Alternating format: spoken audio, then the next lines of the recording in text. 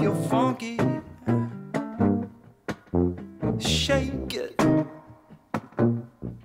So funky that you just can't take it, then go on.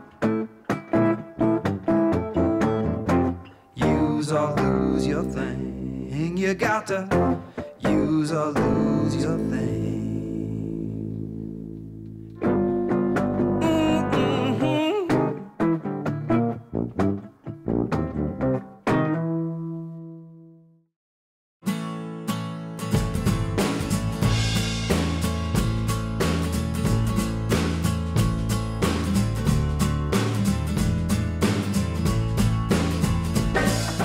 Matt Hazelton. Oh, Matt. Jay. Okay, cool. Yeah. Far out. Where's Scotty and Eric and Daniel? Roaming the streets, checking out the city. Okay. Yeah. I hope you guys like tequila. I'm having a very basic margarita with El Tesoro, which is one of my favorites. It's like a real spicy, you know. Check it out. That's good. Yeah, it's nice, right? That's really good. You want to taste? What the hell? I'm very impressed with this place because everywhere I go, I'm usually the guy that knows the most about tequila. But this guy downstairs, He knows his stuff. really, way. Yeah, that's But right. anyway, he's going to bring up a bunch of, different kinds for you guys to check out. All right. I was trying to imagine what mold you guys were in.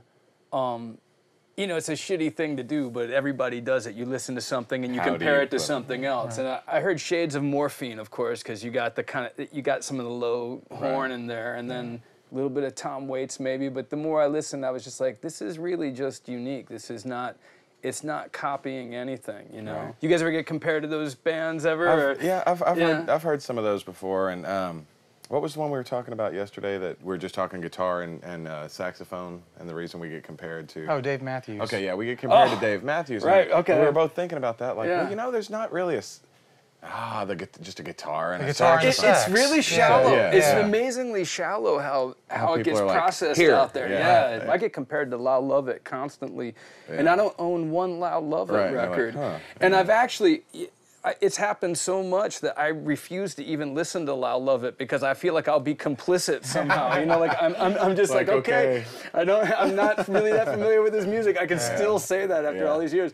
But I know I know from reliable sources he's amazing. But the few times I have heard his music, it's like it's so different than my music. I can't imagine sound like how me, people. Man. Yeah, not at all. It's funny with us. I think it's where you come from. I mean, people that are into country music think we're a country band. Yeah. We have kids that are metalheads. I mean, just straight up, whoa, kind of stuff. Yeah. Who love the music because they hear the heavy rock that's in the songs. Sure.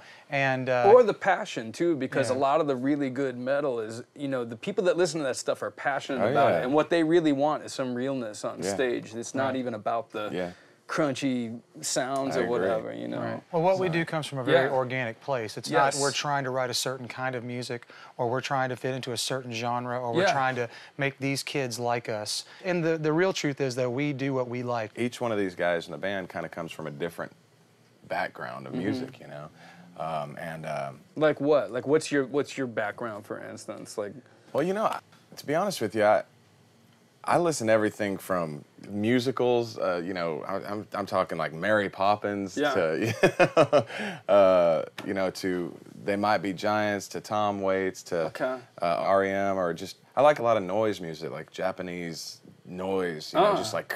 Yeah, Matt's actually the only real untrained guy in the band as far as theory and training. I grew up on classical piano and all that kind of stuff. So you read, right? And our sax player and bass player both, sang in boys choir, and and our bass player plays with a symphony today, like still to this day. And our drummer and percussionist are both trained jazz drummers. And with him being the core of the band without any real training, it kind of that's what kind of helps create this real chaotic grumble music because we're trying to force a boundary around him where he doesn't have any clue what the boundaries are. And it forces, like I said, it makes me think outside the box, and it makes me you know. You need that. It's not that I don't have a clue where the boundaries are as much as I just don't care. Right. We wrote a song recently where I was jacking around with a tuning on the banjo. And I was like, that's it. He goes, what is that? Hold on, do that again. Yeah. And he starts doing this, you know, he starts jamming, and then next thing you know, it's like, oh, and the lyrics we wrote on this song sound really, you know, and then it's a new sometimes stuff comes together like that, yeah. My stuff always comes together like that. I feel like I'm always collecting parts of things, and I don't know how they're going to fit together, but it's almost like collecting junk. You're just a junk collector, like, and then that'll fit you make some sculpture out of it eventually when all the shit happens to be there, but you don't know when that's going to be, you know? That's the idea, just an organic way of making things happen. You know? I mean, the band started with a tornado.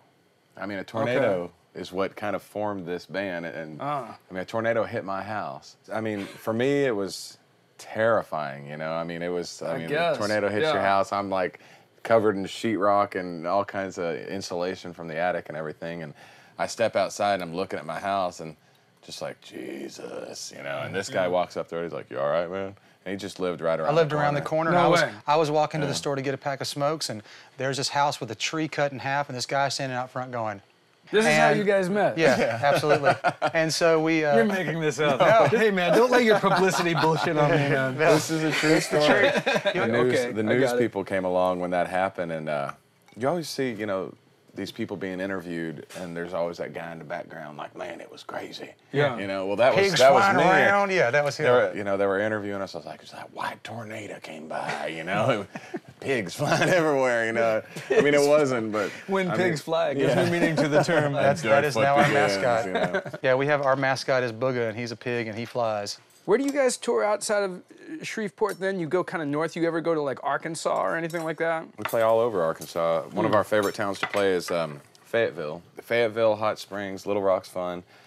These people love to dance. But I mean, they just get into music, you know? I mean, those people just, they Hot Springs is one music. of those small towns where it's real inclusive. You know, anytime a band comes in, they're very appreciative, and they spread the word, and they actually have a really interesting underground kind of art scene there. Oh, very cool. They do a festival every year called Valley of the Vapors, which is nice. Which is kind of got a great name. Yeah, it it's kind of like in conjunction with South by. It's usually the week before South by.